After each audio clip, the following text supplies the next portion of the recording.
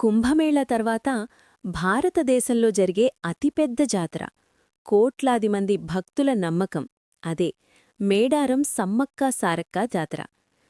ఇక్కడ విగ్రహాలుండవు, కేవలం గద్దలు మాత్రమే ఉంటాయి. ఒక తల్లి తన కూతురు కలిసి ఒక మహా సామ్రాజ్యాన్ని ఎదురించి తమ ప్రజల కోసం ప్రాణాలు ఎలా అర్పించారో ఈ వీడియోలో పూర్తిగా తెలుసుకుందాం. 13th సెంచురీలో కోయ ట్రైబల్ దొరలు అడవిలో వేటకు వెళ్ళినప్పుడు ఒక చిన్న పాప పులుల మధ్య భయం లేకుండా ఆడుకుంటూ కనిపిస్తుంది. తన చుట్టూ ఒక దివ్య కాంతి ఉంటుంది. ఆ పాపకి సమ్మక్క అని పేరు పెట్టి ట్రైబల్ ట్రెడిషన్లో పెంచుతారు.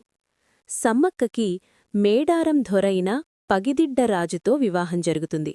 వీరికి సారక్క, నాగులమ్మ అని ఇద్దరు కూతుర్లు, జంపన్న అనే కొడుకు పుడతారు.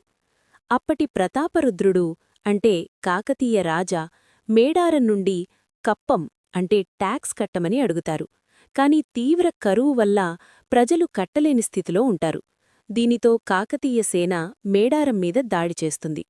సంపెంగవాగు దగ్గర ఘోరమైన యుద్ధం జరుగుతుంది. సమ్మక్క భర్త, కూతురు, అల్లుడు అందరూ వీరమరణం పొందుతారు. కొడుకు జంపన్న వాగులో దుకి ప్రాణాలు వదుల్తాడు. అందుకే అది జంపన్నవాగు అయ్యింది. సమ్మక్క కూడా యుద్ధం చేస్తూ గాయపడుతుంది. రక్తపు మడుగులో ఉన్న తల్లి చిలకలగుట్టవైపు వెళుతుంది. తన వెనుక వెళ్లిన ప్రజలకి సమ్మక్క కనిపించదు. కాని అక్కడ ఒక కుంకుమ భరిణి మరియు పులి అడుగులు మాత్రమే కనిపిస్తాయి. ప్రజలు ఆ తల్లినే దేవతగా నమ్మి గద్దెలు కట్టి పూజించడం మొదలుపెట్టారు. బంగారం. ఇక్కడ దేవతలకి బంగారమంటే బెల్లం.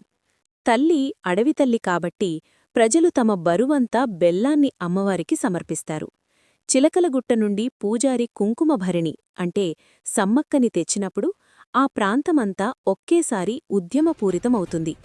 పోలీసులు కూడా గాలిలోకి ఫైరింగ్ చేసి గౌరవం ప్రకటిస్తారు. ఈడి కేవలం ఒక జాతర కాదు, ఇది ఒక ట్రైబల్ విప్లవం. తమ హక్కుల కోసం పోరాడిన వీర వనితల త్యాగానికి సంకేతం.